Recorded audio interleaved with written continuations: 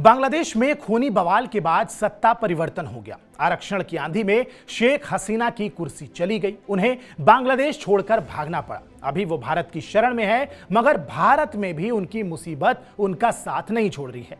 बांग्लादेश में उनके खिलाफ लगातार मामले दर्ज हो रहे हैं। अब उनके प्रत्यर्पण की मांग भी तेज हो गई है। बांग्लादेश की नई अंतरिम सरकार शेख हसीना के प्रत्यर्पण पर विचार कर रही है। इस बीच खालिदा जिया के सिपहसालार ने भारत के खिलाफ जहर उगला है। उसका कहना है कि भारत ने शेख हसीना को शरण देकर ठीक नहीं किया। दरअसल बांग्लादेश की मुख्य विपक्षी पार्टी बीएनपी यानी कि बांग्लादेश नेशनलिस्ट पार्टी ने भारत से शेख हसीना के प्रत्यर्पण की मांग की है ताकि उन पर बांग्लादेश में मुकदमा चलाया जा सके। शेख हसीना के खिलाफ बांग्लादेश में हत्या समेत कई मामले दर्ज हैं। उनके खिलाफ दर्ज केसों की संख्या करीब 25 पहुंच चुकी है। बांग्लादेश में 5 अगस्त को छात्रों का विरोध प्रदर्शन शुरू हुआ, जिसमें करीब 100 लोगों की लगभग मौत हो गई। उस बवाल के बाद शेख हसीना को अपनी कुर्सी छोड़नी पड़ी थी और 6 अगस्त को वो बांग्लादेश छोड़कर भारत भाग गई थी।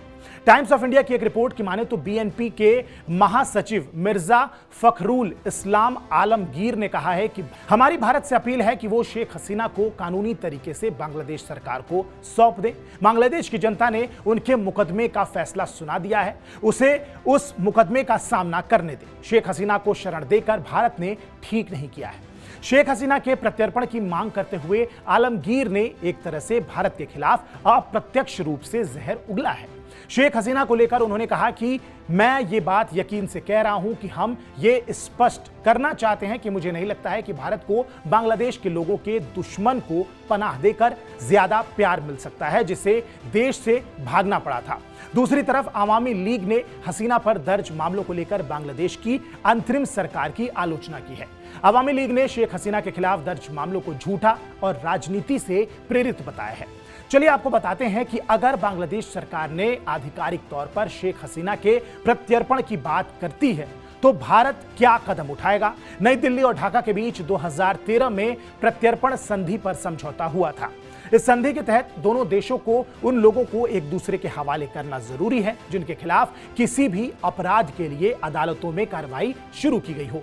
साल 2016 में इस प्रत्यर्पण संधि में संशोधन किया गया। इन अपराधों में वित्तीय अपराध भी शामिल है, जिसमें 1 साल या उससे अधिक की सजा हो सकती है।